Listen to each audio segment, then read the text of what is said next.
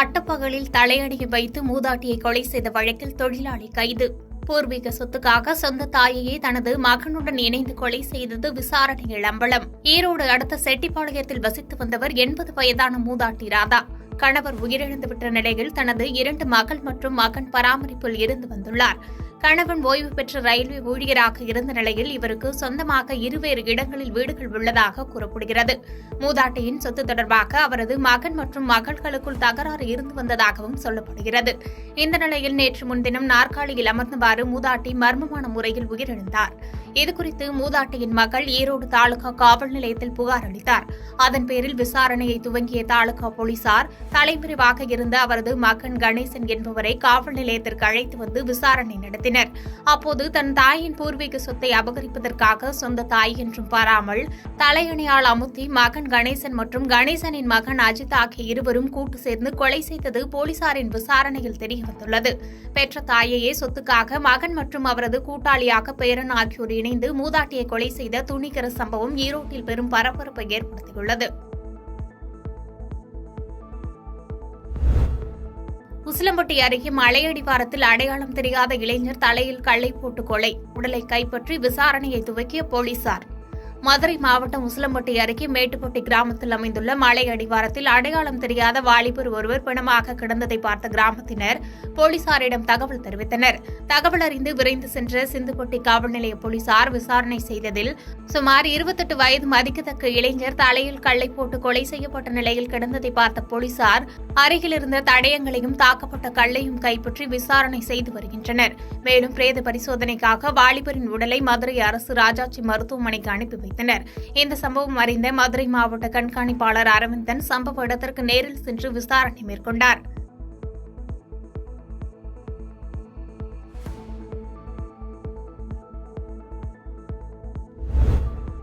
Sundara travels திரைப்பட பாணியில் எதிரில் வரும் வாகனங்கள் தெரியாத அளவிற்கு காஞ்சிபுரம் சாலையில் புகையை கக்கியபடி சென்ற அரசு பேருந்தால் பரபரப்பு ஏற்பட்டது. அரசு பேருந்து போக்குவரத்து கழகம் விழுப்புரம் மண்டலத்திற்குட்பட்ட திருவள்ளூர் பணிமனை சார்பில் இயங்கும் அரசு பேருந்து ஒன்று அண்டை மாநிலமான ஆந்திராவில் உள்ள திருப்பதியிலிருந்து காஞ்சிபுரத்திற்கு இயக்கப்பட்டு வருகிறது. அந்த வகையில் இயக்கப்பட்டு வரும் அரசு பேருந்து முறையான பராமரிப்பு இல்லாததால் திரைப்பட நடிகர்கள் முரளி வடிவேலு நடித்த சுந்தரா டிராவல்ஸ் திரைப்பட பாணியில் சாலை முழுவதும் எதிரில் வரும் வாகனங்கள் தெரியாத அளவிற்கு புகையை கக்கியபடி காஞ்சிபுரம் சாலையில் சென்றது. இதனை கண்ட வாகன ஓட்டிகள் அதிர்ச்சியடைந்தனர்.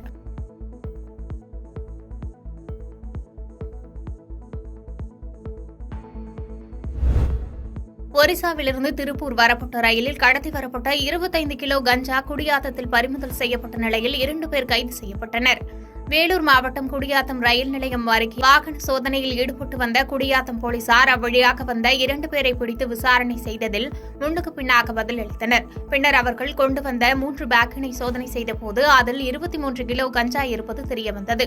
இதன் மதிப்பு 2.50 லட்சம் என்பது தெரியவந்த நிலையில் கஞ்சா கடத்தலில் ஈடுபட்டவர்கள் தேனி மாவட்டத்தைச் சேர்ந்த முகமது ஹாலித், திருப்பூர் மாவட்டத்தைச் சேர்ந்த அபிஷேக் என்பது தெரியவந்தது. இருவரும் ஒரிசாவில் கஞ்சா வாங்கிக் கொண்டு ரயில் மூலம் திருப்பூர் மாவட்டத்திற்கு கஞ்சா கடத்தி வருவது தெரியவந்தது.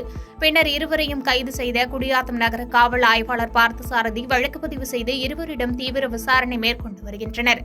தொடர்ந்து ரயில் மூலம் ஒரிசாவிலிருந்து தமிழகத்திற்கு கஞ்சா வருவது தொடர்கதையாகவே இருப்பதாகவும் இதனை தமிழக அரசு தடுக்க வேண்டும் எனவும் சமூக ஆர்வலர்கள் கோரிக்கை வைத்துள்ளனர்.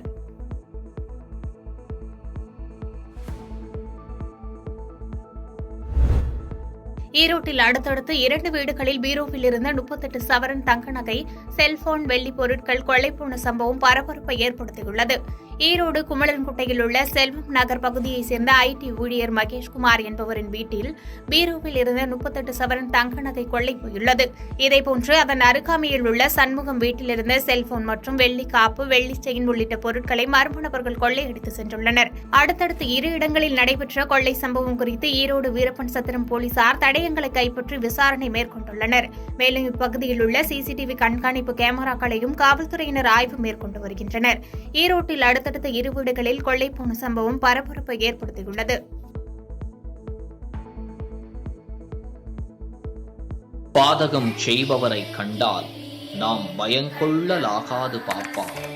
மோதி மிதித்து விடு பாப்பா, அவர் முகத்தில் உமிழ்ந்து விடு பாப்பா.